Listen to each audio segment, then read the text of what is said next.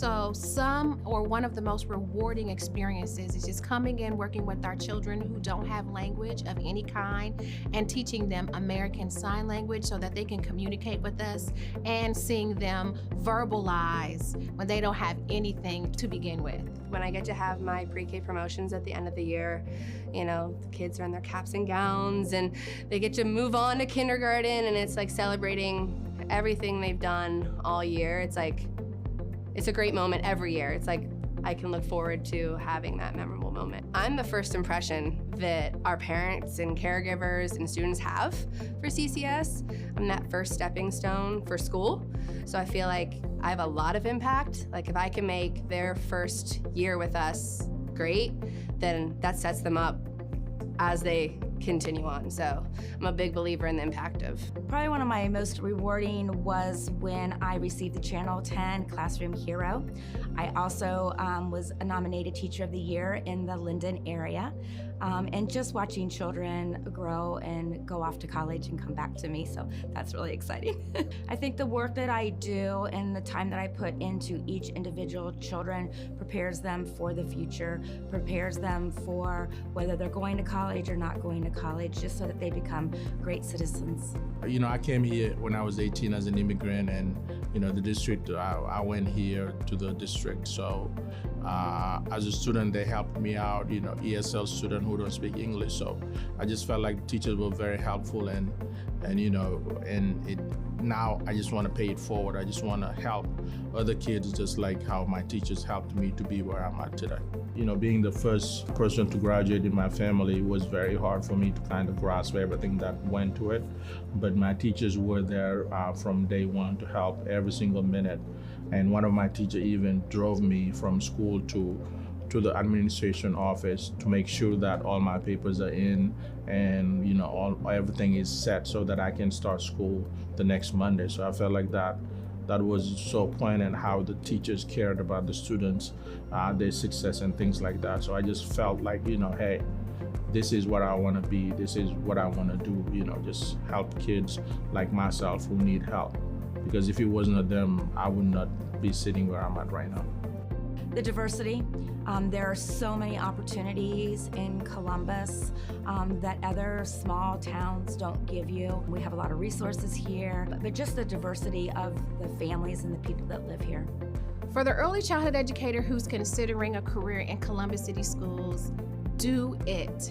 We will come rally around you, and you start somewhere, but that is not where you end up. We will grow with you, and you will be surprised at the amount of professional growth and personal growth that you will have working with our children in this district.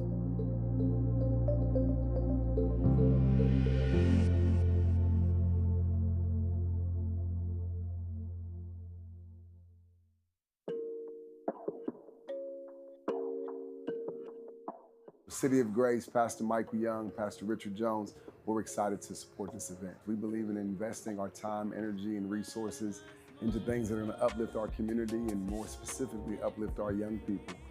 So we subscribe to the vision of the HBCU College Fair. It is exposure for these young people to higher education opportunities. First of all, my mother, she's an HBCU grad as well. She went to Alabama State University. She took me and my friends and my cousins along this HBCU tour. Without her, I wouldn't have had this experience. I seriously love my university. It's literally like such a family. As soon as I stepped on that campus, I was like, I need to go here. This is where I belong. I am the first ambassador representative to have not only been a student getting recruited to these HBCUs, but to now be a current HBCU student recruiting the students. I could have gotten full rides to OSU and all that good stuff, but I knew that my heart and I knew down deep inside that I deserved and I wanted and desired to be at an HBCU. I think it's pretty cool. They got a lot of nursing programs and like a lot of #1 programs at the HBCUs. I've been to Central State a couple times, and then I got accepted into Hampton. So I was thinking about going there. I love it at Hampton University. I love the family atmosphere. I've had professors call, text me, hey, where you at? Hey, this is what we did in class today when I said I wasn't gonna be in there. So they actually care about us and they love us. It feels good to be the majority instead of the minority for once. Just Black excellence everywhere. People are achieving great things at Norfolk State, and not just Norfolk State, all my HBCU brothers and sisters across the nation. We're all doing amazing things. We're adding to the small percentage of Black doctors, nurses, physicians, lawyers, things like that. And it's just so remarkable to witness, and just knowing our history. Understand more where they come from, and many times understanding your history helps you prepare more for your future. So to see young people who come from the same classrooms, the same neighborhoods, and the same communities as these young people do begins to create a different type of inspiration, and it makes things appear to be more attainable. I shouldn't be alive. And I have the great testimony of being able to saying that you stay focused and you stay dreaming, you will succeed and you will do great things here in life. Dream big. And I know that sounds really cliche, but the sky's the limit. You could do everything you're destined to do. Many times at predominantly white institutions, right, there's a certain part of our history that is not told or is left out. My father went to a HBCU. I'm a product, I was a football player, and I got a scholarship to play at the University of Akron. But my father was a product of Central State University, HBCU. Much of my family from the South went to Bethune-Cookman, Florida A&M, predominantly Black universities. And, you know, I've kind of been able to glean from them along the way. The real HU, okay? You're interested in medicine? Howard University produces Howard University, okay? You feel me? You're interested in medicine? Howard University produces the most Black doctors in America. Let's speak on it. You're interested in politics? We're right by the White House. Let's speak on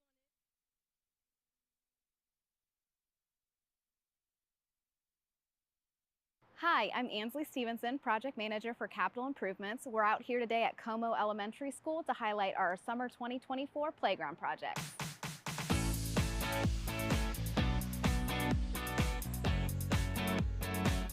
Here at Como Elementary, we've installed a brand new set that's rated for 2 to 5-year-olds. This will support our pre-K program that's existing at this building. Previously, we had no set that was rated for those kiddos. This is one of several sites we're doing upgrades at this summer. Some of these sites already had a set that was rated for 2 to 5-year-olds. We are just updating a set that was 20 or more years old. So when those kiddos come back, there's going to be a set that's especially designed for them. At our 2 to 5-year-old sets, we not only installed the large composite play set that has your classic bridges and slides that we know those 2 to 5-year-olds love, we also took the opportunity to add some sensory equipment. So not only did we add chimes, we have a xylophone and drums for those kiddos to enjoy a more sensory musical experience as well. We are looking at the set for 5 to 12-year-olds. We installed this set last summer when we started our playground replacement initiative. We're installing similar sets this summer at 6 sites. We'll continue this work for the foreseeable future with our permanent improvement funding in place. So if you haven't seen a set installed in your community, it's coming soon. When we installed this set, we really wanted to think about multiple types of play for that 5 to 12. Hey, go ahead. Good. How you doing, man? Good evening, everyone. I am calling the Equitable Transparent Resource Management Committee of the Board of Education to order. Please call the roll. Ms. Adair? Present. Ms. Ingalls? Present. Ms. Price? Present. Ms. Burrell? Present. We have a quorum. Thank you so much. On today's agenda, we will approve our minutes, and then we will have 4 reports. One on a presentation around our operating budget. We are going to then learn about the cost of education for our English language learners. Then we'll hear from our auditor and our radio station around the annual Auditor of States review. And then we will have an update from our Treasurer's Office on House Bill 96. Then we'll adjourn. Is there a motion to approve our agenda? So moved. Is there a second? Second. Thank you. Please call the roll. Ms. Adair? Yes. Ms. Ingalls? Yes. Ms. Price? Yes. Ms. Burrell? Yes. Motion passes. Thank you. In your information, committee members, you have our minutes from our February 12th meeting. Is there a motion to approve the minutes? So moved. Is there a second? Second. Second. Is there any amendments or changes? Hearing none, and without objection, we will approve the minutes. I think we're going to take the committee report, the agenda items a little bit out of order. Our superintendent is on her way down, but for time and efficiency, I think we have people ready to go already. So we're going to just jump into item 3.2, which is understanding the cost of educational services for English language learners. And we have members of our team here, so I will turn it over to Michael Sane and Ms. Rivers to discuss this. Thank you. Thank you. We are definitely honored to be here to talk about our English language learners and the services we provide. And so I will turn it now over to Michael Sane, who is our director of ESL. Thank you. Thank you, Ms. Rivers. Good evening, Vice President Adair, Board Member Ingalls, Treasurer Cook and O'Connor, Auditor O'Connor, and committee members. Thank you for allowing me this evening to some time to speak with you about our ESL program and our ESL department and how we operate. So thank you for the time. Just a quick look at our agenda and our presentation that will follow. It's our guiding principles, core values, alignment with board goals, current ESL investments, ESL data and information, fiscal year 26 staffing, recommendations, and long-term strategies. Guiding principles of our ESL department. We believe that it's very important that our guiding principle has a laser focus on the first bullet that you see on this slide, that every English learner should be considered general education students first, and not students who are automatically needing of ESL support.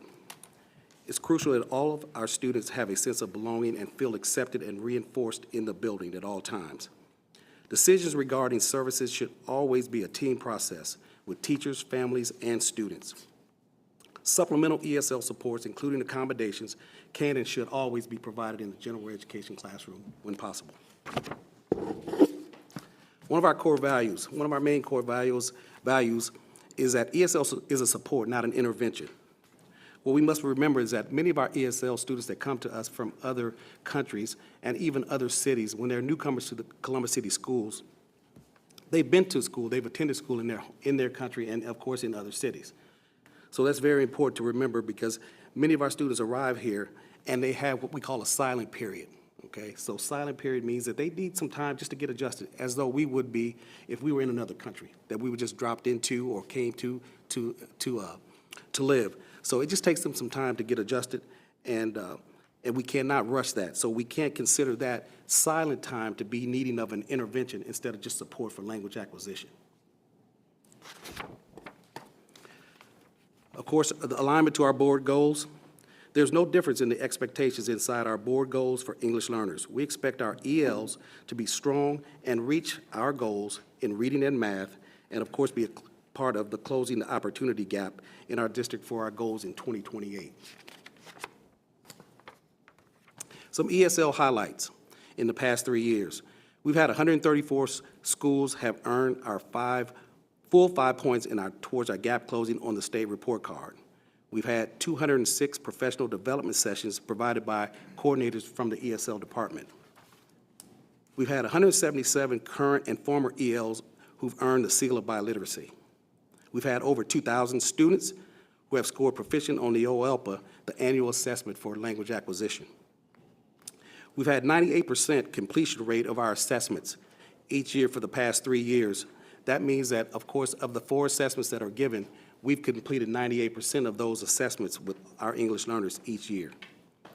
We've had 81% of our CCS elementary schools and 33% of our secondary schools, which is the minor error there, that have completed full 5 points towards gap closing on the state report card also. One last highlight I'd like to share is that we made gap closing for the past 2 out of the 3 years. And we're the only district to make the gap closing target by looking at the chart there in years 22 and 23. And we're the second highest overall during the last 3 years, despite having 2 to 4 times the population of other districts. So we're quite proud of that. Our ESL service level by school sites. As you can see here, we currently have 60 locations where we provide ESL services throughout our district. We currently have 48 locations where we have an ELA teacher and 1 instructional assistant. We have 10 shelter sites, and that means that we have a core teacher, ELA, social studies, science, and math, taught by an ESL certified teacher and endorsed TESOL, plus an IA, instructional assistant, and the number of ELs at that location. We have 2 newcomer programs, and that's at CGA. We have 9th and 10th grade at CGA, Columbus Global Academy, and 6th, 7th, and 8th newcomer program at World Language Middle School. What we need to focus on is that last piece on this slide, the non-ESL site. No classes taught by ESL certified or endorsed teacher. We have 54 locations, over 1,100 students in that situation. Now, what we have there is many of those 1,100 students, well, all of those 1,100 students, if there's no teacher there, they're immersed into the general education population. But it's still students in those locations that still need that ESL support based on the data that we have, that we take a look at, which our data point is the OELPA, the assessment that we give annually for language acquisition for English learners. So that's what we need to focus on, and you'll see in the slides coming up that we really have a plan for those 1,147, or we need to develop a better plan for us together here tonight. Current ESL department investments. We have general fund funds that we use, and then we also have Title III funds that we use. Under our general fund, we have 6 coordinators, 14 LAC members, which is language assessment, a language acquisition center, and we have 3 family liaisons, 10 classified IAs inside the ESL department, which have a total figure of salaries and fringes. We have 120 school-based teachers in the district. We have 91 classified IAs in the district that are paid out of general fund with the total amounts that you see there. We also use funds out of Title III. We have 2 coordinators that we have that are paid from Title III, and we have 9 classified instructional assistants that are school-based that are paid out of Title III, and you can see the funds there. The 8 coordinators that you see that we have between general fund and Title III, those are coordinators that provide support to all of our regions. Each one is assigned to a region, and we provide professional development, and they support the teachers and instructional assistants in those buildings. The 14 Language Assistance Center team members, they provide interpretations and translations and support the district for phone calls and the such throughout the day. We have 3 family liaisons who provide interpretation support for IEP and ETR meetings. We have 10 classified IA supports, which are divided between central enrollment and also between the ESL department out of 3,700. And the assessors that you'll see later in another slide, those are the team members that once students come through central enrollment and they are placed in a school location, those assessors will go out and assess to make sure that English language services are needed. And at that time, a student can test out, but the majority of our students, they are in need of those services. And they'll make that determination when they go out and do that assessment. Some data based as of March 2025. As you can see, ELs in CCS by grade level, and you can see the numbers are the numbers. And I want you to focus on the kindergarten and the 1st grade and the 9th grade, okay? Each year on 7/1, we will automatically get at least 1,000 plus of our students that'll roll over from our fantastic pre-K program into the kinder program. That's automatic each year. So we start July 1 with an automatic 1,000 plus that'll roll over into our ESL program. And you can see by 1st grade there, the numbers are gradually increasing for the trend data for the 22, 23, 23, 24, and 24, 25 school year. But it's another column that I want you to pay close attention to, and that's the 9th grade. And that's where we've been hit pretty hard this year with the newcomers that are entering the district. That 948, the 1126, and the 1236, we receive a lot of those 9th graders that come to us, and if they're true newcomers from another country and they've never been to school, that's when we run into a situation where our locations, our seat availability becomes very limited because the 9th graders, we have to start those 9th graders. If they've never been to school in their high school, we can't start them in elementary or middle school. We have to start them at 9th grade, and that cohort starts ticking at that time. So that's what we kind of will inundate our 9th grade level at all locations at any one time, and that really was showed itself this year when we had a number of 9th graders, as you'll see, that came to our district. And this will give you, the next slide will give you a shot of our newcomers since August of 2024. Again, take a look at kindergarten. We had 1,255 kinders, and those are mainly the students that rolled over from early childhood. From the early childhood program, the pre-K program, and they rolled into kinder. And as you can see, through all each of the grade levels, 1 through 12, the newcomers to CCS, and that's just as of from August until March now. So that's not, we still got a few months to go.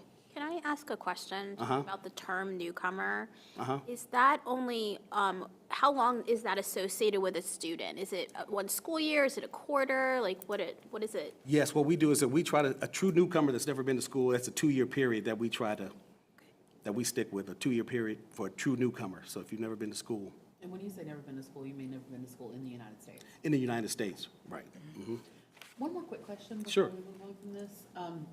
On this, the general ESL data, the slide right before this, can you give us a little bit more context about why the numbers drop between 3rd grade, pretty consistently between 3rd grade and 8th grade, and then you explained why we get new ones and like why the number goes back up, but like what happens to those kids that are in kindergarten, 1st grade, 2nd grade? Well, a lot of our students, what we find is that a lot of our students will leave us and go to charter schools. Okay.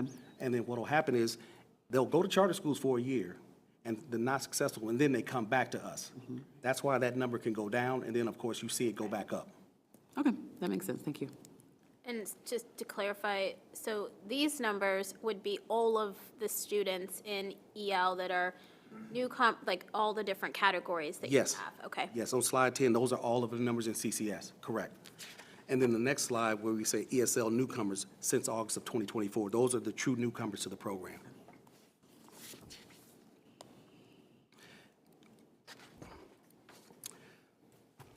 Into our classified staff in the ESL department, do a wonderful job. We'll start with the LAC, the Language Assistance Center, and what they do. We have dedicated personnel in our top 5 languages: Spanish, Somali, Nepali, Arabic, and French, plus now Haitian Creole, and recently added Portuguese, they're going to the system now, and recently hired a person that will be part of our department that speaks Portuguese. We also have access to Pashto and Dari 3 days a week inside the ESL department. Now, for the other languages that we might need outside of those top 5 or what you see here, we work with 3 outside agencies that will provide that support that we need at any time. So they're available to us throughout the day. So we get on and we make either we make an appointment with them for a long-term conversation, or the people inside the ESL department will handle it. Now, it's very important to know that inside of our Language Assistance Center, we have a lot of our team members speak multiple languages. So we have some languages that are up and coming: Swahili that's coming up, Kinyarwanda that's coming up with the numbers. So we have people within our department, and if we don't have them within our department, we can immediately get to them through the agencies that we use for support. Just some data. The next page that we have is just some data on the Language Assistance Center, and you can see how active and busy that they can be in any one particular day. What they do is we provide over-the-phone language support for CCS personnel district-wide and non-English speaking parents and guardians of CCS, plus we have to tend to the non-public schools. We provide interpreters for parent meetings and, of course, district events. Document translations that you see on there, which is very important, which I think we get a very good return on our investment, because the documents that you see there that we translate and sometimes have to turn around very quickly, if we were to have to ship that out, depending on the language and depending on how fast you need, that price could be astronomically high. So our folks do a very good job on getting everything from our district out and translated and back in a timely fashion. So I think that's a very good return on our investment. Excuse me, one more question. Make sure I heard you right. Did you say that you your department also tends to non-public schools, so non-Columbus City schools? Yeah, well, we have, yes, our students that that normally would come to Columbus City Schools, that use the voucher and gets to go to the non-publics, we provide support there too. We're legally responsible. Yeah. Every day I learn. Yes, and you can take a look, our Language Assistance Center, and how busy they could be in any one particular day. We have it broken down into total calls and then the total meetings.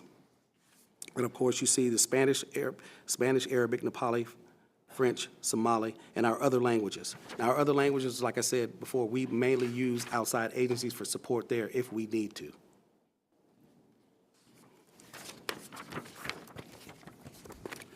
Other classified staff within the ESL department are ESL assessors. As I mentioned before, that's a team of 6 ladies that we have, and what happens is that, of course, once the student goes through central enrollment and they are placed at their location, we no longer have them wait because, of course, it takes a day, 24 to 48 hours for the student ID number to come back, so we don't want that student sitting or having to come back to central enrollment. What we do is we place them in their school, and then we assign our assessors to go out and assess those students with our OLPs. That's the screener to see if you need ESL services. And as of this point, up through March, we've roughly 3,200 OLPs screeners that have been done by those 6 ladies. They work really hard. They do a very good job. Our classified staff that are school-based. In that box, of course, and what they do. And some trend data that shows from the last 5 years on the numbers of our classified staff that we have increased, and along with the numbers. And what they provide the bilingual support for parents and school personnel. They assist the teachers in reinforcing the lessons. They provide one-on-one small group, collaborate with general education teachers, and support cultural awareness. And we work right along with the ESL department in also doing that. And you can see, as our numbers have increased, we've added instructional assistants in the classrooms over the last 5 years.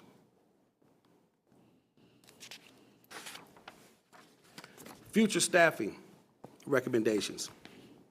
For teachers, we have a request for our future consideration of staffing and estimated costs that will allow us to address not only our current ESL sites with high EL numbers, but by making them full shelter sites, thereby allowing students to the ability to receive support in their home school. Those additional 12 teachers could possibly help us fill out our shelter sites at the secondary level, and then allow those students to remain in their home school for services. This would also possibly cut down on transportation costs of busing students across town to current newcomer sites, which is at Columbus Global Academy or World Language Middle School.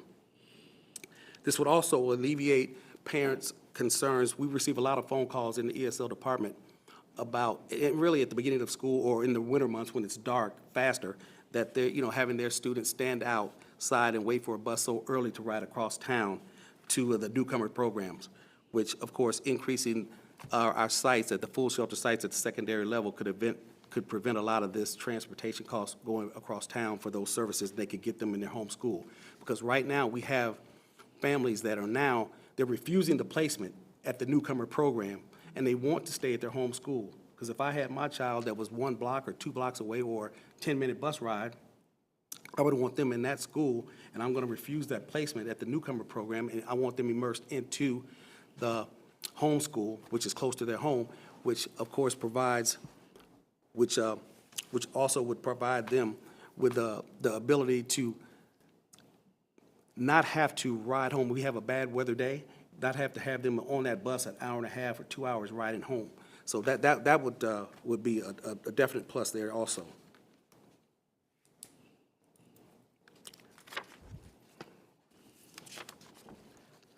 Future ESL staffing recommendations. If no allocations are awarded or available, what we'll do is that we'll continue to relocate our students. We'll take a look at that annually at our 211 process and reorganize as necessary, including the instructional assistants. Instructional assistants can be reorganized. We take a look at that every year in the summer, and they can be reorganized and moved in the summer based on the numbers and the locations at different sites. If minimum allocations are requested, that would provide full shelter sites at the high school, at the middle and high school levels. That would help us build out what we have and, of course, then provide those extra supports and services at the home school. The ideal state would be realign our classrooms to serve all of our students at their home school in each region. And of course, a requirement, an ideal state would be for us to be able to provide professional development for all CCS staff throughout our district. Long-term strategies, review annually our site locations that have 15-plus ELs and provide at least IA support accordingly. Review annually classified support with both central enrollment and our language assistance center. Reorganize our staff, at least the IAs, throughout the school year as needed. And ESL professional development, a requirement for all of our CCS staff. And the last page is our fantastic ESL team that do all the hard work. And I couldn't get the pictures on there, so Myra made me put just me and her on there. So, but that's our fantastic ESL team, and we'll open it up for questions. Thank you so much. Questions from the committee? Member Ingalls. So you talked about we provide ELL services for some of the students that attend charter schools. Can you explain how that works? Yes, and let me clarify that. When I say provide the services, what we do is that we'll provide professional development. Our coordinators, not only do they do professional development for CCS, but when needed, we'll provide the professional development for some of those non-public schools when we're available. Now, also, when we say provide that support, the speaking piece of the OELPA test, the annual assessment, that's a one-on-one piece. And a lot of our non-publics, they're given funds to do it, but then after we handle our situation with Columbus City and handle all of our students, if our folks are available, I'll send them out to make sure that they at least handle the help with that speaking domain only, since it's a one-on-one situation. That's what I mean by the support we provide the non-publics. Other questions? Well, I have a question and maybe a comment for the future staffing needs. And you're thinking about realigning some of the schools to, to include our ESL students. One suggestion would be to add courses such as speech, communication, newspaper. A bridge course would help the EL, the ones, and maybe help them move to a 2 by the end of the year. That's worked very well at Mifflin High School over the years. So I don't know what that would, it would be an English department, of course. Yes, that'd be part of our, working with our ESL English teacher, ELA Good. teacher.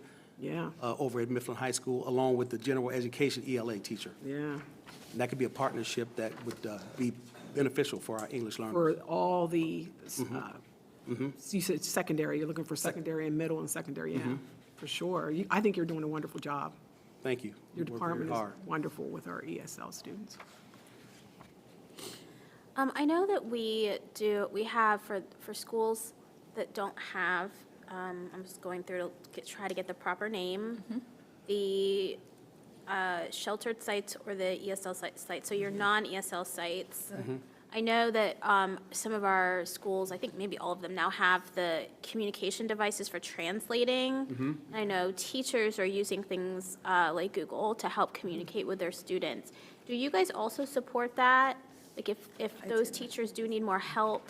Yes, we use itinerary services with our instructional assistants, and we're constantly looking at resources that will help in this situation. Now, possibly I just got a lead on another resource that we could possibly use, or we're going to be taking a look at and possibly, hopefully piloting, that the teachers could use. It's more like it's a communication system that the teacher would use. They could actually communicate and continue with their lesson, and then the students, it would go to headphones in their particular language. So it's different things that we're looking at that could possibly help in this situation. But like at those locations where we don't have those services, it's very important that our coordinators inside of the ESL department, they work very closely with those locations and the teachers there. And we try to hit those locations at their staff meetings. And that's why I say it's very important for us to have the professional development that we can have for all of our teachers. But our coordinators work especially at those locations where we don't have services. Now, those 1,100 students, or those students that are not at schools where we have a teacher or instructional assistant, like I said, those students are immersed into the classroom, general education classrooms, and most of them are doing just fine.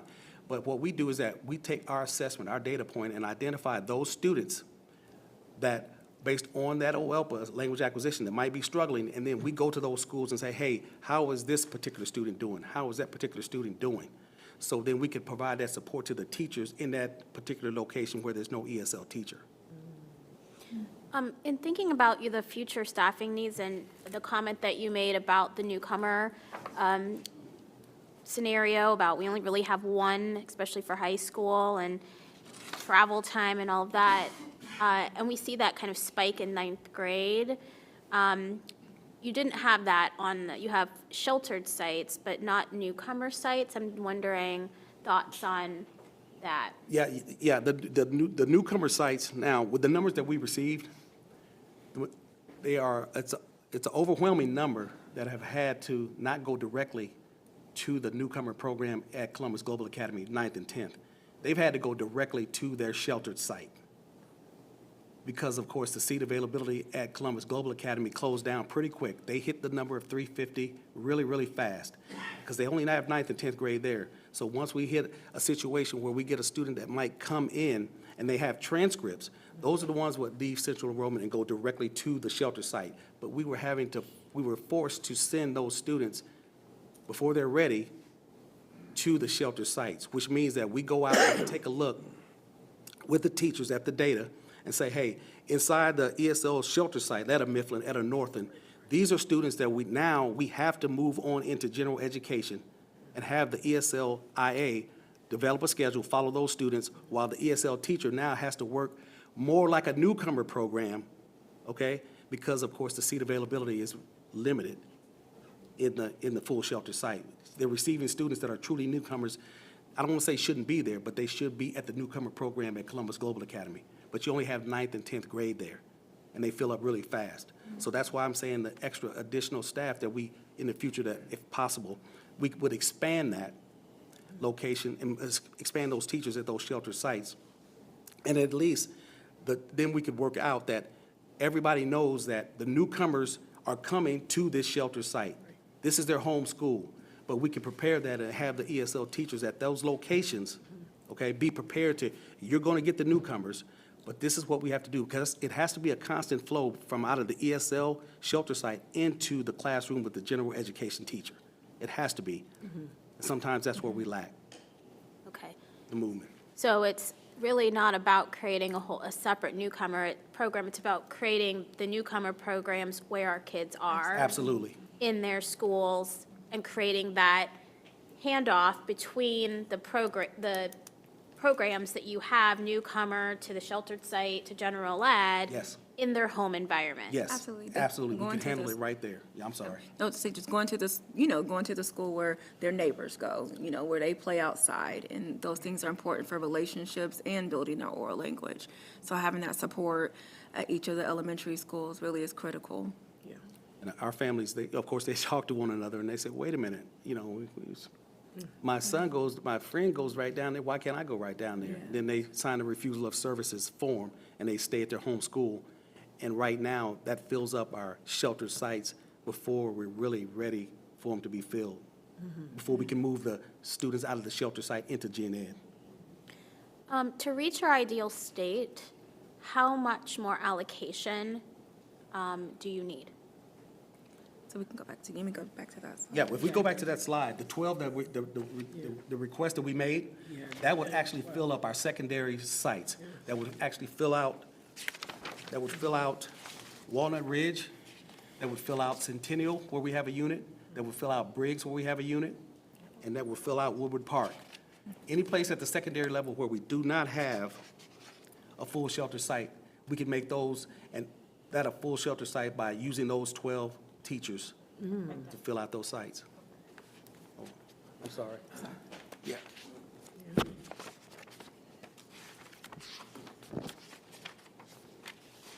You also mentioned a need for professional development, and I think it was just that may be considered non-personnel. I'm sorry? Is that considered a non-personnel? Because I think this is all personnel costs, right? Yeah, yes. Okay, would you need any increases for that? No, for the professional development, that's provided by our coordinators. And what we do, instead of us going out and providing what we call the sheltered instruction observation protocol, that's very expensive to take all of our teachers through. That's just not reasonable. What we need to do is we want to emulate the model or train the trainer. All of my folks inside the ESL department, our coordinators, they've been trained in the SIOP model, using the 8 components of SIOP. So, but it's very important, though, that we're part, and that's happening now, that we are part of the district PD days so we can reach more general education teachers, instead of not just the ESL teachers, that many of them are already trained in that particular resource. But we need to be able to reach our general education teachers more than we have been in the past. And that's happening now with the way we're setting up our professional developments annually, that we can set them up in the core areas for our coordinators to provide that professional development using those 8 components. And I just also want to note that our supervisor of literacy is also trained in SIOP. So on the gen ed side, we do have someone trained in the SIOP model, but that's one person. So being able to expand that to make sure that our general education teachers get those strategies to be able to use in the classroom every day with our students. And kind of to follow that is, as our population demographics continue to change, why is that so important? That more general ed teachers are being trained? Yes. Why? Well, it's very important because, of course, they're going to get those students in those classrooms. Mm-hmm. They're coming. And we have to remember, like that first slide that we had, that our students that come to us, we need to consider them as general education students first. Mm-hmm. That's very important.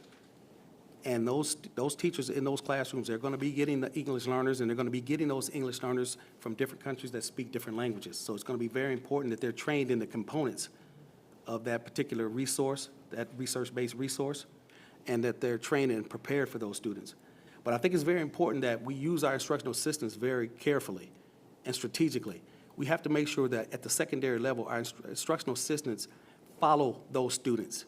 They don't necessarily have to be with the ESL teacher because the ESL teacher is already trained. Right. It's good. I mean, some of the locations have multiple ESL instructional assistants, but we have to have a schedule for our instructional assistants to follow those students that are possibly needing that extra support into the classroom with a general education teacher.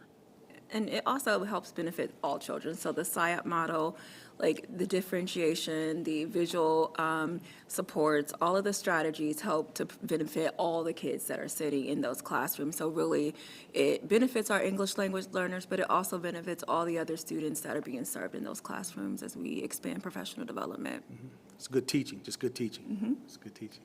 My last question, and kind of a shift, is thinking about, you mentioned several times, to be able to cover some of our other languages. We have several contracts that we use in our community. I'm wondering if you know the total amount of those contracts, and if you think that the need will increase in areas of kind of outside support in this sphere as we're increasing languages.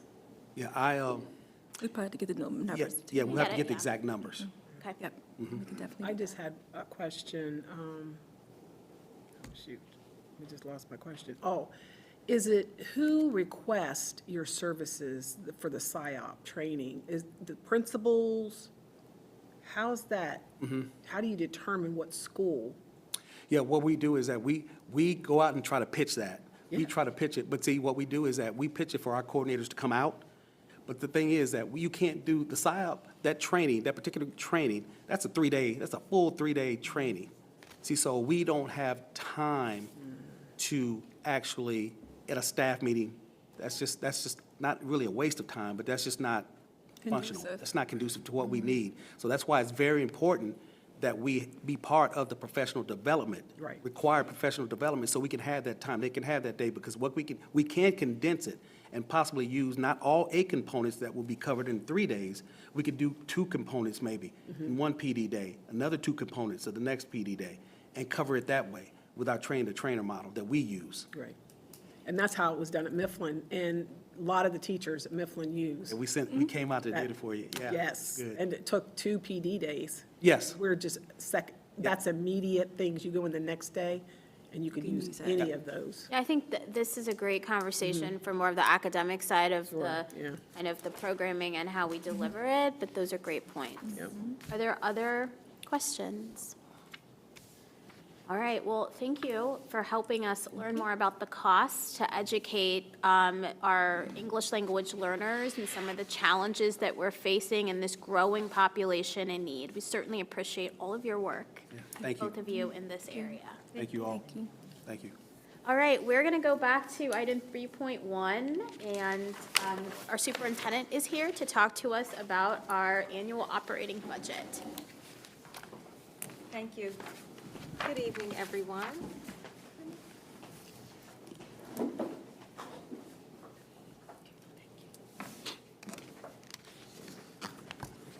Tonight, I will have an opportunity to talk a little bit about our operating budget considerations.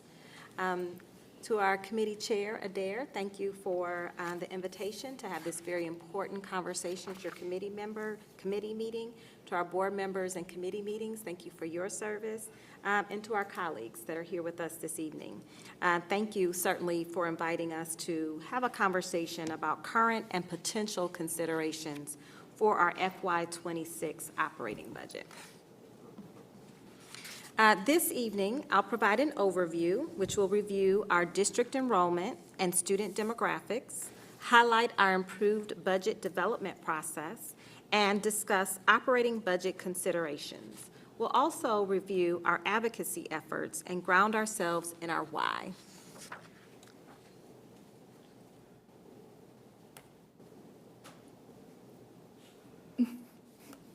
And on the next slide, we will spend a little bit of time just acknowledging our district enrollment and demographics. Just a few minutes ago, we had an opportunity to dig a little bit deeper into our ESL programming and needs and talk about our changing demographics. I'll certainly highlight that as a part of the budget conversation and the implications as well. For many of you, you know that Columbus City Schools is the largest district in the state of Ohio. Our enrollment has increased this year. We now have the privilege and the pleasure to serve over 47,000 students in our district.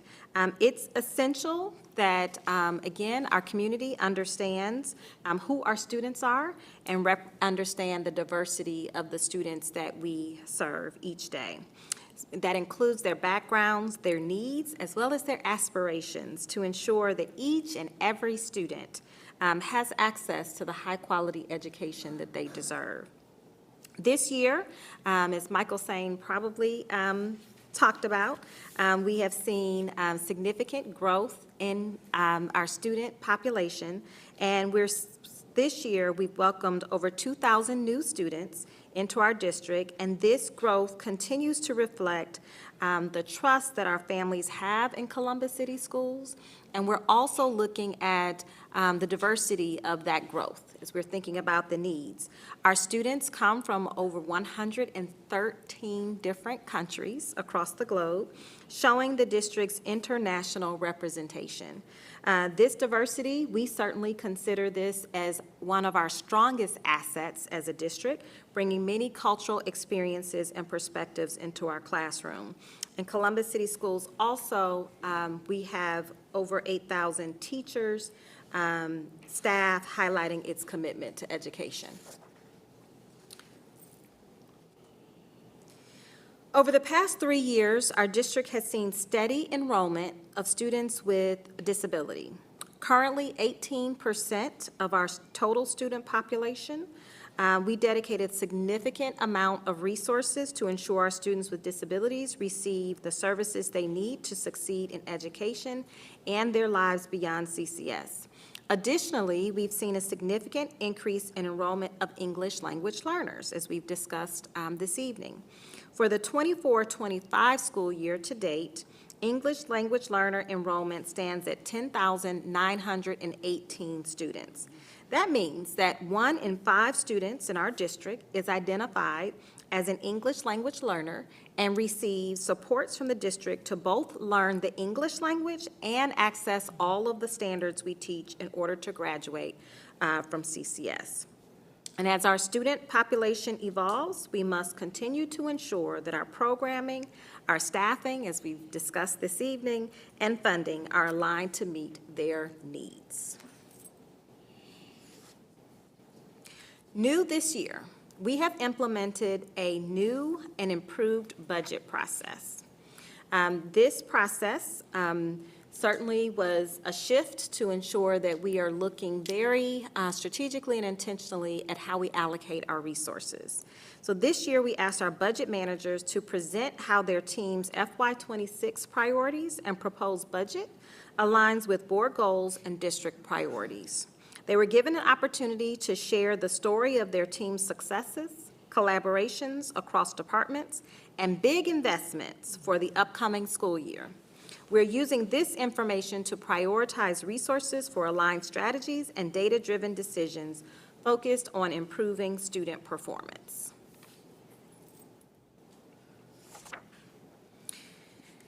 We're still waiting for final information regarding the state funding formula, and I will talk more about that on the next slide.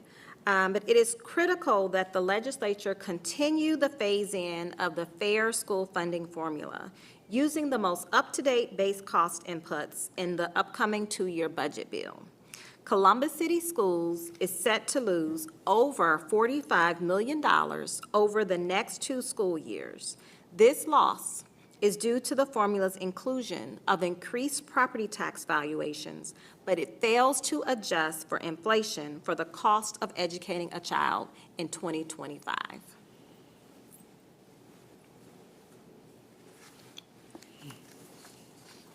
Columbus City Schools, again, is just want to name that we are going to talk a little bit about our advocacy efforts, but losing over $45 million in state funding would be a significant loss to the district, to our programming, to staffing, to all aspects of the district. This loss, again, is due to the formula's inclusion of increased property tax valuations, but it fails to adjust for inflation for the cost of educating a child in 2025. It's highly problematic for us.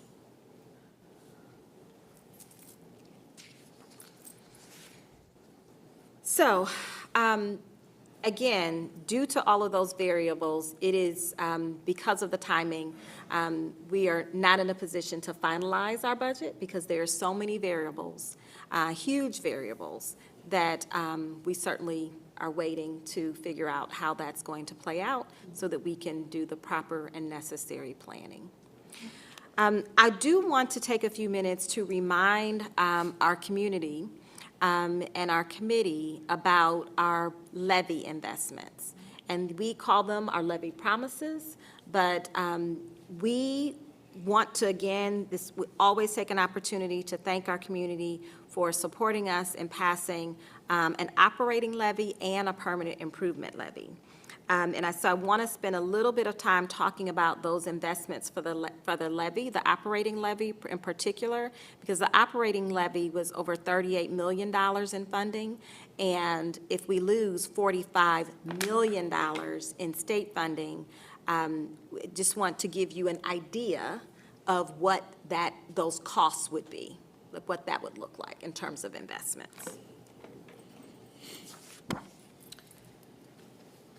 So, levy promise on operating budget included staffing as well as non-personnel resources and investments. So I just want to talk a little bit about some of those levy promises on the staffing side. When we think about our conversation this evening, we're talking about our increased enrollment in ESL students. One of the major investments was making sure that we had 11 ESL interpreters and translators that we were able to fund and support using ESSER funding. And so it was a priority for us, given the demographics of our population, to ensure that we maintain those supports. 90 school counselors we retained. We were able to continue to support and fund from ESSER, 18 social workers, 30 safety and security specialists, 50 building subs from ESSER, 68 custodians from ESSER, 10 attendance program specialists, 6 regional family engagement coordinators, and 5 vulnerable youth liaisons. In addition, we were able to expand our access to early childhood programming to our community. So this year, we were able to stand up 6 new pre-K classrooms across the district, and that includes funding a teacher and the instructional aide for those 6 classrooms, expanding access to our families to receive early childhood services. And so this is just, again, a reminder to our community of the investments and the promises that we've made as a part of the levy.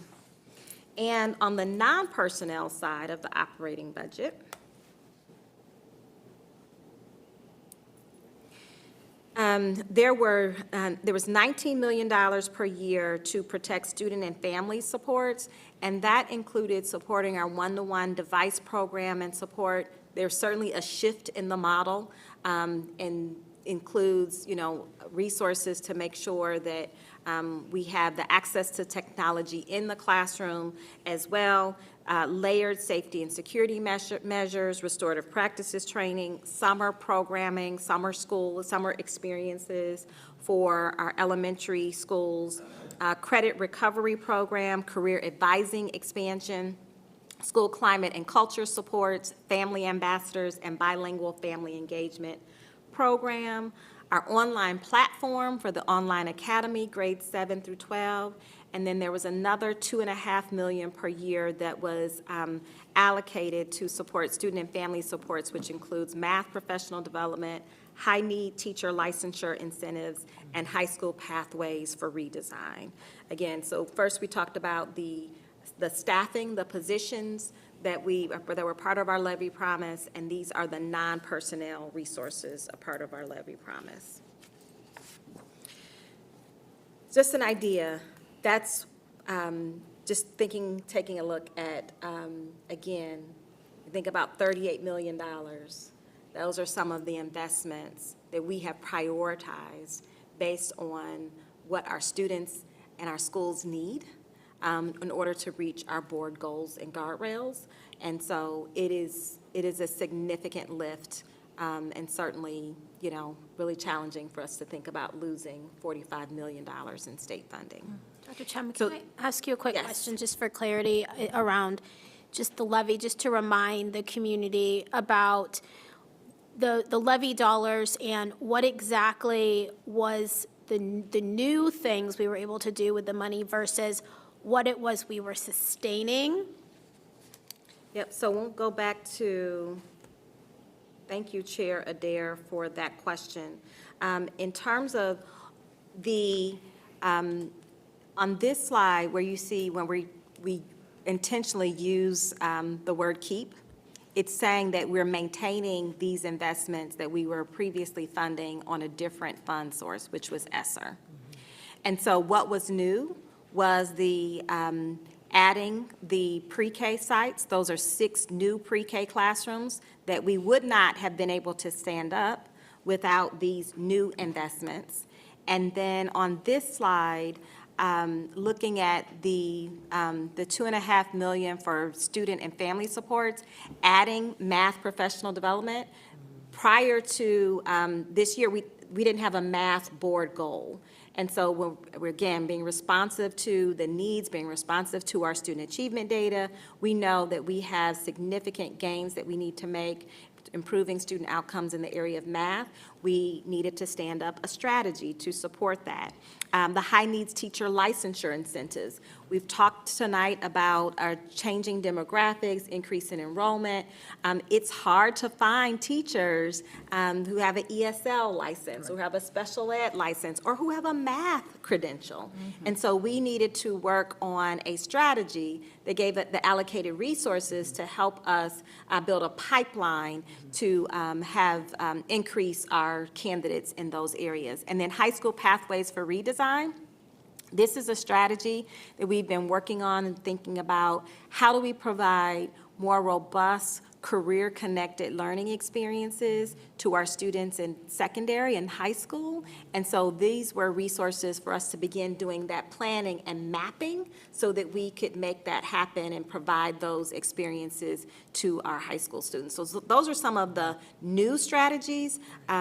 All of the other strategies were in place. Some of them have been reduced or modified in order to really fit it all into this budget, but those were some of the newer strategies. And most of the levy dollars, though, were to sustain existing strategies, to sustain the operation of the district in areas that we knew were working. Absolutely, absolutely. Can I ask a question? Yes. Because I feel like other people might also or have some confusion about this. When you talk about $38 million for that we received because of the levy passing, and the potential of a $45 million shortfall with state funding being taken away, are we talking about actually $45 million, or are we talking about a net loss of $7-ish million? Oh, that's a great question. So we're actually talking, it's over $45 million in loss of state funding. And I know that our treasurer is going to dig a little bit deeper into that legislation this evening. So that's on the agenda. So I'm sure Treasurer Cook will talk a little bit more about that, but it is definitely a over $45 million projected loss at this point. I thought that, but I wanted to make sure, because I hear a lot of people say, well, they just got levy money, and so it's only $7 or $8 million. They could figure out what to do with that. And although only $7 or $8 million is kind of laughable to just say that. I don't know about y'all. I don't have $7 or $8 million, but yeah. But I wanted to make sure that people understood that it's not only $7 or $8 million. Yes, thank you. And I just want to to clarify that too. Our community stood up and said, we want you to sustain these important programs and to build in the direction that our community and our schools need. And they gave us that extension. And then the state is essentially saying, we're going to take that and more, and you're going to pay the same in state taxes, and you're going to get less for it. So I just want to be really clear here. It's kind of a double whammy when you think about it, because your state taxes didn't go down. They're just going to other people. Thank you. Remember Ingalls? And again, we will revisit this conversation in just a few minutes here because that specific legislation is on the agenda, tonight's agenda, for further discussion. So going back to our advocacy efforts, what are we doing now? We are aware of this particular challenge and the potential loss of funding. So what are we doing now? Let's talk about that. You've probably seen our messaging about the state budget in your email inbox. Treasurer Cook and I presented in-person testimony to the Ohio House Education Committee, and our Board of Education adopted a fair school funding resolution at their last board meeting. And Board President Cole and I think it was Tuesday night, represented the district as Columbus City Council, at Columbus City Council, when the council adopted a resolution calling on the Ohio General Assembly and Governor DeWine to fulfill their constitutional duty to properly fund the schools of Ohio. Thank y'all for that, by the way. I've been following that on the news and around. Thank y'all for that. But our work is not done. There's more that needs to be done and more work to do. We're continuing to advocate at the House while we await their version of the operating bill. And we're excited to host the Ohio 8 Coalition and invited legislators this Friday at Columbus Downtown High School. So we're having a legislative breakfast. Treasurer Cook and I will continue to collaborate with the board leadership to advocate at the Ohio Senate and continue our communications with the community. So we're going to continue to do the work of making sure that our community is aware of what's at stake and what we stand to lose. And for our community that's watching, how can you get involved? What can you do to support public education in Ohio? What can you do to support our efforts in Columbus City Schools? To get involved, you can share the district messages, forward that email. You can contact your lawmakers, and you can consider writing testimony to the Ohio House and Senate committees.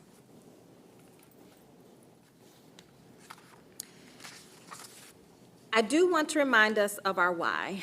Our Board of Education has adopted our goals to keep us focused on improving student outcomes around literacy, math, and graduation. At the heart of every decision we make is our why, which are the students, families, and communities we have the privilege of serving. By keeping our focus on student success, we are ensuring that every strategy and investment leads to meaningful student outcomes. And I want to close with just sharing this short video that we've been working on. I think we worked on this, we shared it earlier in the year, but I just wanted to end this presentation with a short video with our vision and about reimagining and redesigning how we deliver education in Columbus City Schools.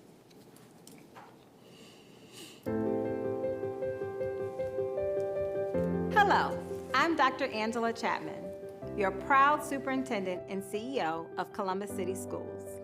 As I walk through the halls of our schools, I see the boundless potential in each student's eyes, the dedication in every teacher's actions, and the hope in every classroom.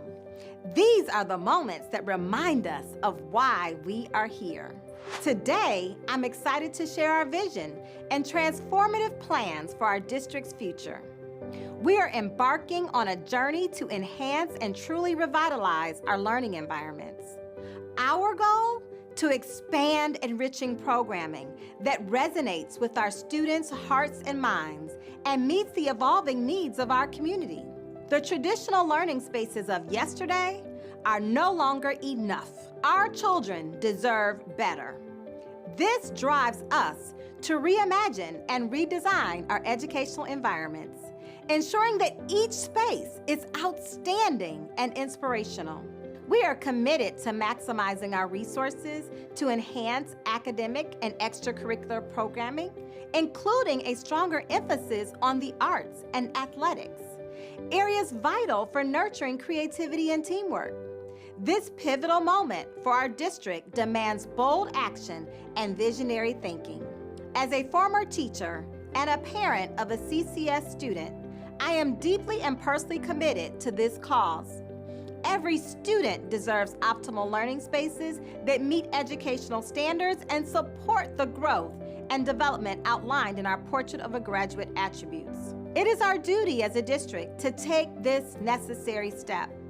We owe it to our students and future leaders to provide spaces that inspire and empower them to excel. Let's seize this opportunity together and create a future that our children deserve. Thank you for your continued support and belief in our vision. Together, we will make Columbus City Schools a model of innovation and success in education.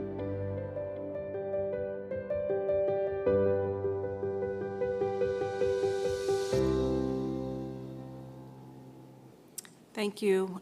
Chair Adair, at this time, I'll entertain any questions that you all have about our operating budget considerations. Thank you. Are there questions for Dr. Chapman, knowing that the treasurer is about to also talk to us about more of the issues? I think she covered the highlights. Yes, we'll reiterate this like Groundhog Day. Are there questions for the superintendent? I had one question about the 8. Are you talking about in Ohio? What does Ohio 8 mean? Oh, yes. So earlier I mentioned that we're having a legislative breakfast with the Ohio 8. The Ohio 8 is a unique organization that represents the largest 8 districts in Ohio, but the representation is the superintendent and the teachers union president. And so it is a collaborative organization where we're working together to advocate for the resources that all of our students need represented in the most diverse and largest districts in the state of Ohio. Sounds good. Thank you. All right, well, thank you, Dr. Chapman. And I think because Treasurer Cook was just mentioned, and the topic goes right together. We'll just go ahead and switch the order. That's okay, everyone. I think it makes more sense in our minds if we just keep talking about it. So we're going to go to item 3.4, House Bill 96 budget update. All right, well, as Dr. Chapman mentioned, we're busy with the state budget right now. Huge concern, huge risks. We spoke a lot tonight about ESL, classroom instruction, the things we're doing to make sure students are successful in the district. That work is in jeopardy with some of the proposals at the state and the introduced budget from the governor. So we'll talk at a high level about those here tonight. Concerns that I have right now, traditional schools in the state of Ohio will receive $103.4 million less over this proposed biennium budget than the current fiscal year 25 funding levels. 56 and 59% of traditional school districts will receive less state funding year over year in fiscal year 26 and 27, should this proposed budget become law. The big thing that we're advocating for, just one of many, obviously we want them to fully fund the Fair School Funding formula, but it's those input costs that are extremely critical. As we think about educating students today, it's expensive. We've all experienced inflation in our homes. We go to the grocery store and orange juice is more, milk is more. It's a problem. The cost of doing business to educate students has not remained stagnant. In the current proposal, the cost inputs are frozen at fiscal year 2022. We are now in fiscal year 2025. So we, as educational institutions, have not been able to pick up that inflationary cost to educate our students. The needs have not shrunk. We've heard many examples in this committee from preschool, ESL, et cetera, how the needs continue to grow. Those dollars are critical to make sure that we can meet those needs. Specific impacts to our district. We're projected next fiscal year through the LSC projections to lose at least $15.6 million less.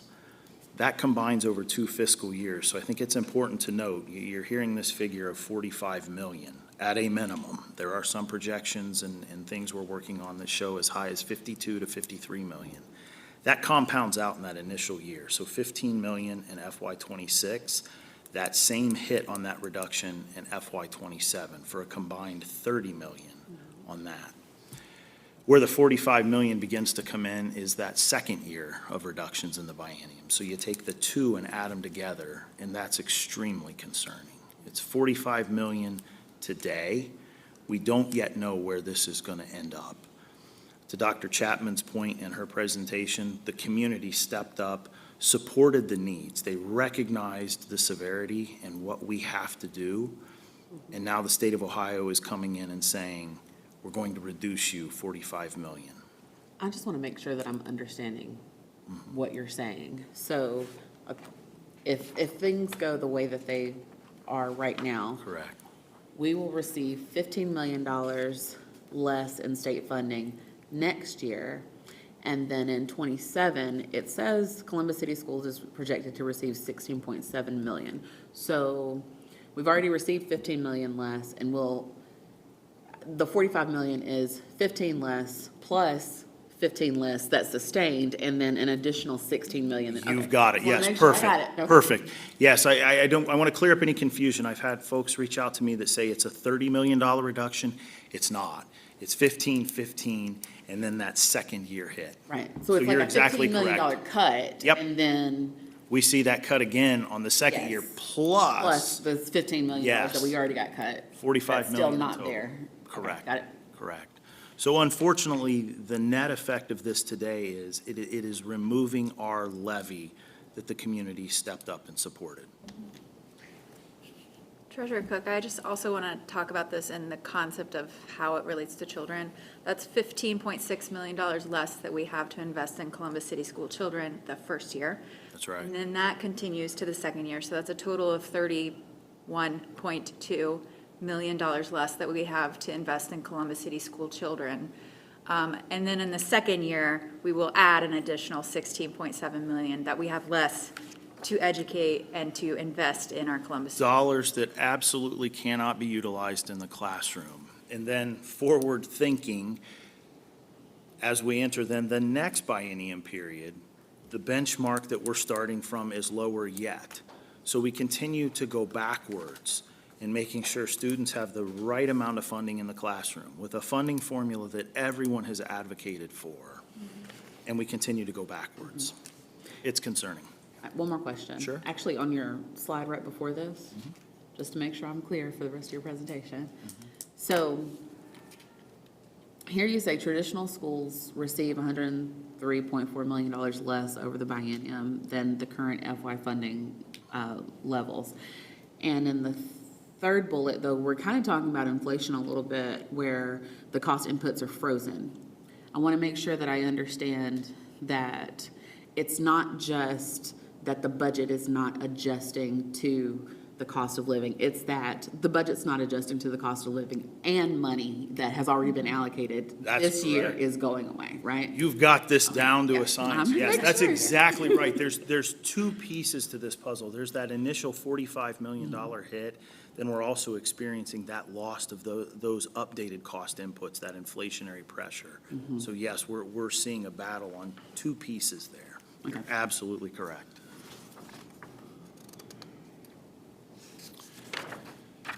Estimated general fund revenue sources, and this is a real problem as we look forward. State foundation is approximately 20% of our overall budget. This year, 80% of our general fund is funded locally. As we navigate through the property reappraisals that we've had, Dr. Chapman talked about this, the shifting state share. We continue to drive from 80-20 towards a 90-10 split locally. So as we look wealthier on paper, the state share drops and lowers, meaning they fund us less, and then the locals have to pick up more and more of a share of that operating budget, which is going to lead to a lot of districts. And one of the concerns that I continue to hear at the State House, I heard it down there today, is increased ballot issues to support your local school districts. It's extremely concerning.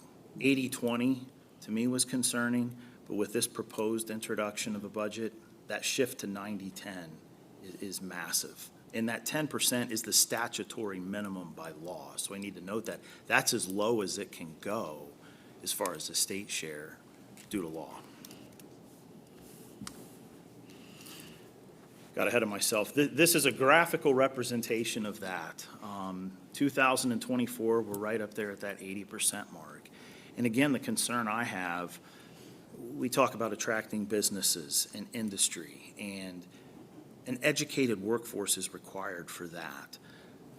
It's not a static formula, it's dynamic. The state has agreed to this. It's a partnership that we all came together on and said it's critically important to make sure we fund our schools adequately and we fully fund the formula. However, they're getting the benefit of those updated costs. We're stuck at FY22. We're seeing reductions, and they get the benefit on that shift, which drives our local share upwards while their share goes downward. Have they given you all, when you're advocating or even just talking to them about this, what is the justification for sticking with a severely outdated number from 2022? Money. They don't believe they have enough funds in the budget to fully fund. Okay. There is to speak to Dr. Chapman's presentation again, it's critically important that we advocate. They're listening. They're hearing the outcry. It's critically important that the community gets involved. Contact your legislatures. They're listening. They need that feedback so that as they go to committee, as they talk as a group, they understand how important these issues are to the community. I cannot impress enough upon you how critical that is. I've had so much feedback from legislators I speak with. They have been actually stunned at the outpouring at the State House. I think it's phenomenal. We need to continue to have that pressure and advocate for our students because we know it's the right thing to do. The data shows what those investments can yield. So again, if there's one takeaway tonight, it's early in the ball game. It's a process, and we need to advocate, and that takes our entire community standing up and saying, we value the education of our students. We know what the impact of that is moving forward. Thank you. I know we've been asking questions throughout. Are there any additional questions? Treasurer Cook, I asked this when you did this presentation to the board, but I think it's important to note, kind of going back to the beginning slide where you're talking about just the overall impact to the state. Are you aware of the percentage of children in this state who attend traditional public school? I've seen figures between 85, 88%. It's very high. There is a very small percentage of students across the state that do not attend public education. So I think, to your point, that speaks volumes of how critically important public education is, not just to our communities, but to parents who say, we value public education, this matters. It's a bedrock institution of our community. It's an extremely high percentage, and I've heard representatives actually discuss that at the State House, so it matters. Are you aware, through any advocacy efforts or just your own knowledge, are you aware of about how many school districts in the state will actually be losing funding? It's a great question. I've seen the figure. I don't recall it off the top of my head, but I will follow up. Yes, it's quite a few. I want to say 300 and some. 345 sticks out, but that's probably wrong. Yeah, and do you know, like, some of the demographics of those other school districts, or maybe some around our community? I can tell you I've seen in projections some of the wealthier districts that are around us are seeing increases in funding.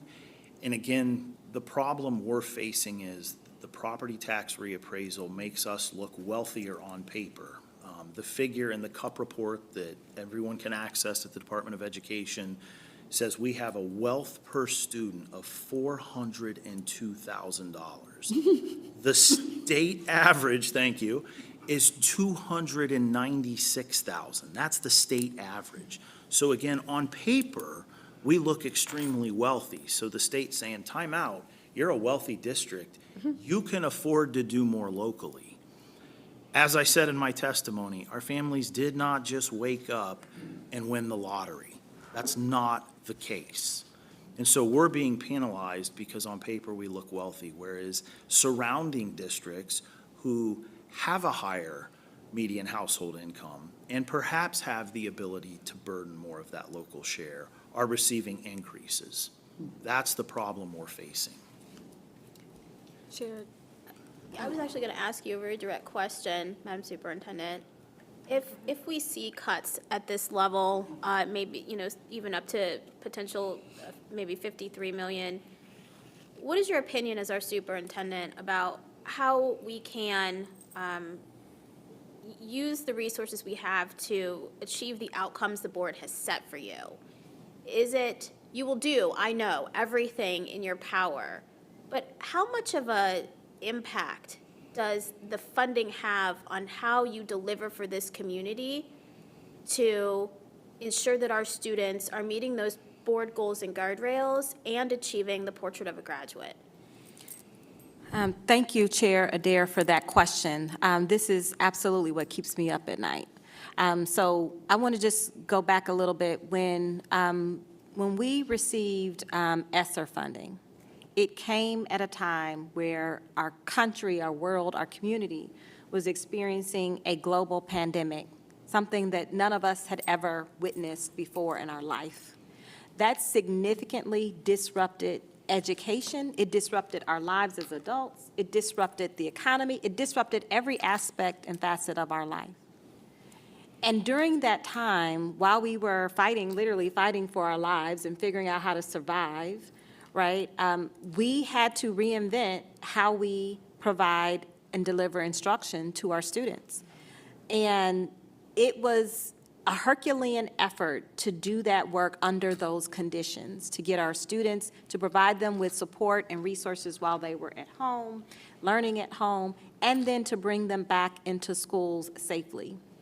Thankfully, we had resources from the federal government, our ESSER funding, to support us with returning to school and implementing safe protocols to ensure that our students and our teachers and our staff could provide learning during those less than ideal conditions.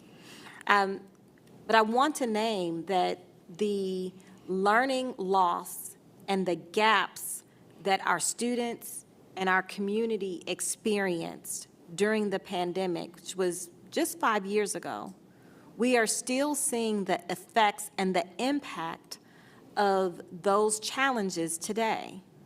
And so we already took a hit when the ESSER funds rolled off, right? Because we recognized that we needed more supports and resources to provide our students with the programming that they needed. And so now we did our part as a community and rallied together to restore some of the resources from ESSER that rolled off by passing a levy so that we can continue and maintain some of those supports. This would be another blow and a significant shock to the entire system. We would have to think very differently about how we educate our students, how we provide them with the services, the wraparound supports, the interventions that they need so that they can access the curriculum, so that they can be successful and they can be their very best. Schooling will look very differently. Our programming will look very differently. All of the efforts that we have taken to extend the learning day, to provide after-school programming, to provide extended learning opportunities in the summer, we will not be able to continue all of those supports if we're taking such a significant hit. We'll have to think very differently about all of the wraparound supports that we provide. Do our students need them? Absolutely. Will we be able to continue? It will not be business as usual. We will not be able to say that we're going to continue on as if and sustain all of the programming and supports. It will be very, very challenging, many obstacles that we'll have to face, and we'll have to think differently about, again, our ability to deliver on those promises, whether those were levy promises or the goals and the guardrails. It will be a significant step backwards in the wrong direction. And I also wanted to name, too, that we talked about our advocacy with the Ohio 8. The Ohio 8 represents the largest urban districts in the state of Ohio.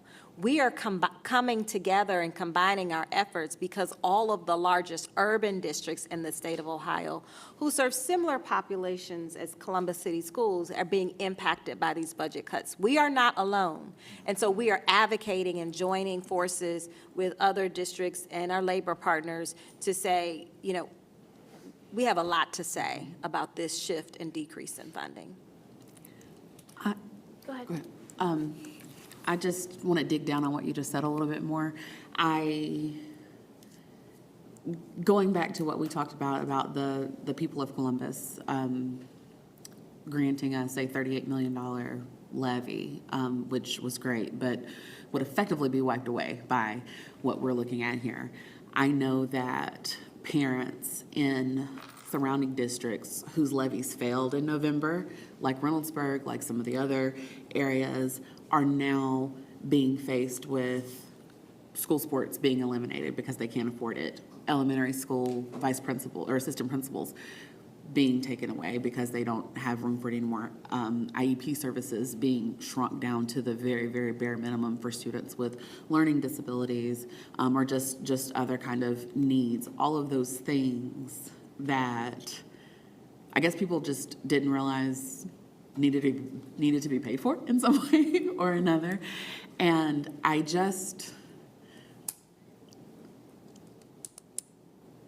know that it's early-ish in the conversation and that you all are really, really focused on the advocacy portion of trying to make sure that this doesn't happen. But I also think that it's important as a parent that not only we in this room, but also anybody who might be watching this at home understands what kinds of considerations that really means for for what operating in the school looks like. I can speak generally to that. Again, no decisions, we haven't finalized those decisions, but I thank you for bringing up that question. And you mentioned that the $45 million simply wipes out the operating levy that we receive, but it doesn't. But it does not wipe out their tax bill. Right. Our residents will continue to pay those taxes, right? So I just want to name that for all of our residents in the city of Columbus. That's why we all need to pay attention and be mindful of that. But certainly, as we think about how we would operate differently and what we would have to consider, I just want to name a few areas that we would have to be looking at the state minimums. What are we required to provide in terms of service is the state minimum. Just want to name like pre-K programming, that is not required by the state. And so while we have been working to be innovative and expand our access to our families and provide early childhood programming, there's over 30 years of research on why early childhood programming, high quality early childhood programming, is a game changer for students across the country. That's one of the areas where we would have to roll back, right? And again, we were able to expand early childhood access this year. That's an area where we would have to think very deeply about whether or not we're able to sustain offering that service to our families. Even in thinking about transportation, we would have to go back and consider whether or not we go back to the state minimums. In Ohio, we're only required to transport students in K through 8. And so what would that mean for our high school students? We know that that would be a significant barrier to our students and families for getting them to school, and getting them to school on time. Those are some of the tough decisions that we will be faced with truly as a community in deciding how we move forward if we lose this significant amount of funding. So the sports, are we required to offer sports at every one of our schools? And does a district pay for that, or does that come at a cost to our families? Do you have to move to a model where students have to pay to play? Those are all considerations, again, and I want to name that this is something that we'll have to work together to figure out. Well, I don't know a single parent that wants their kid to have the bare minimum, so just saying. Same. I just wanted to mention that, there are resources out there as we're doing our advocacy. There's other groups out there that are providing information. So as a constituent, you can look up these third-party organizations that have been doing research on all the school districts impacted by this. One of those is Policy Matters Ohio, and they are providing resources for, it is about 350 school districts that are impacted by this. All various types of districts. So here locally, we have Upper Arlington will be losing $13.1 million. But we have, if you go out to more rural areas, Amanda Clear Creek is losing a bunch.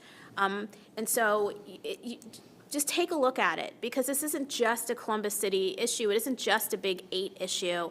This is hitting your local community and our surrounding community. So we talk about the impact of, us being able then to develop a workforce. Well, regionally, if you add up the schools around us that are also being hit, our Central Ohio region will have a harder time making a workforce. So we have to kind of think, we think about ourselves, right, and our kids, but we also think about the state of public education across the whole state as well. So I encourage our listeners to check out those resources and do as Dr. Chapman said. Please advocate. Let people know. Let your neighbors know. I think people just don't know. So thank you both for that. We are going to end our committee meeting on maybe a little bit of a happier note right now. And every year we do audits with the state auditor, and one of the programs that gets audited is our radio station. So our auditor is here to talk about that, but I felt like before we jumped into that audit, it'd be helpful for our committee, since many of you don't know anything about our radio station, to be introduced to it and hear a little bit about it. So I'll have Auditor O'Connor kind of get us maybe started to introduce who our guests are, and then we will learn all about it. And I do want to say that we do now have some swag from the radio station. So we have these cool 90.5 WCBE hats. So I hope everyone on your way home tunes in to WCBE and becomes a supporter. All righty, thank you, Chair Dare. I'd like to introduce Greg Mobius. That's right. Okay, just didn't want to butcher it, so glad I'm right. He's the general manager of WCBE, so he's going to provide some background information for you, and then I'll get into the audit. Greg? Thank you very much. Good evening, committee members. As you mentioned, I am Greg Mobius, General Manager of the district's radio station, 90.5 WCBE. There. WCBE began in 1956 with its broadcast studios located in this very building.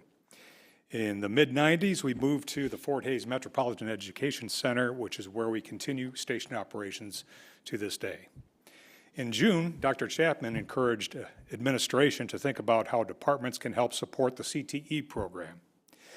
And as you can see on the screens around you, WCBE provides students with professional, real-world working experiences in broadcasting, podcasting, audio production, journalism, and graphic arts.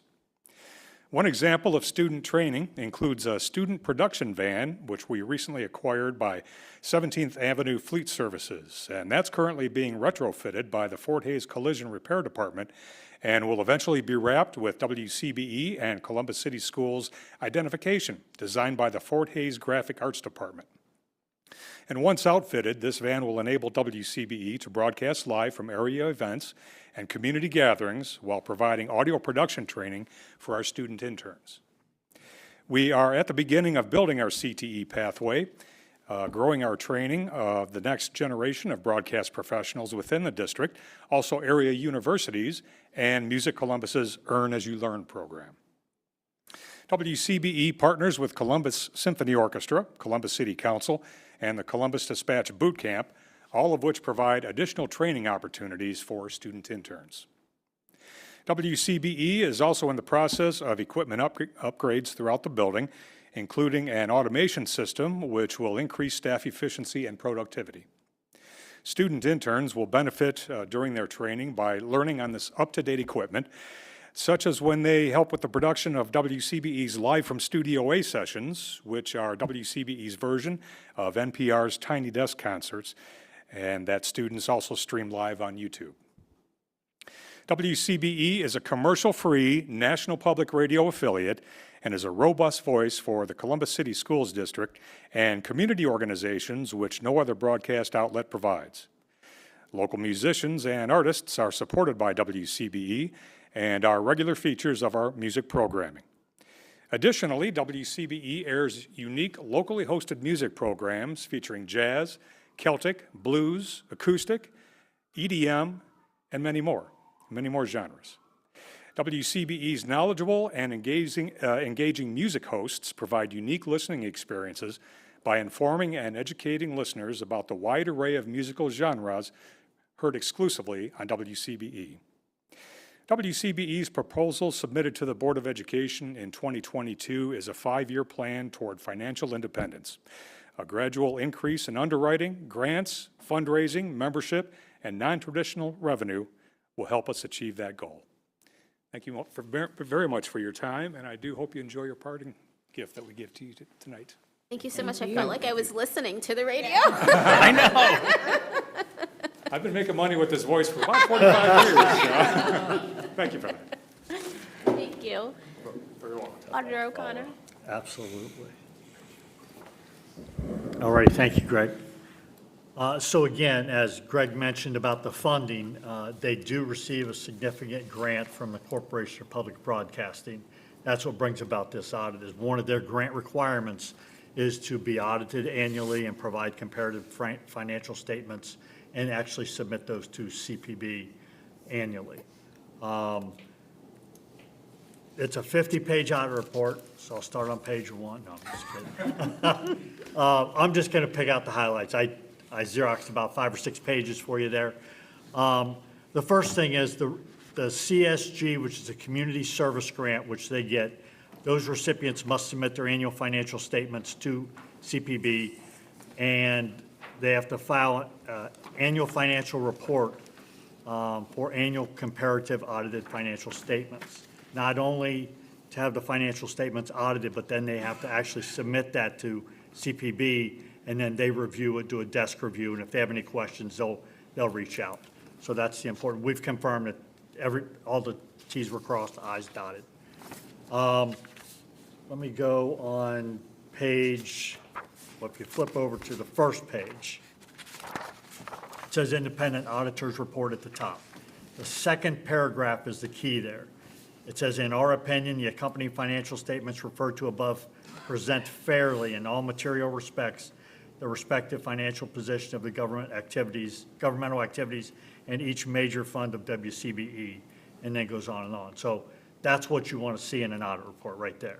So that's perfect. So that's the independent audit report.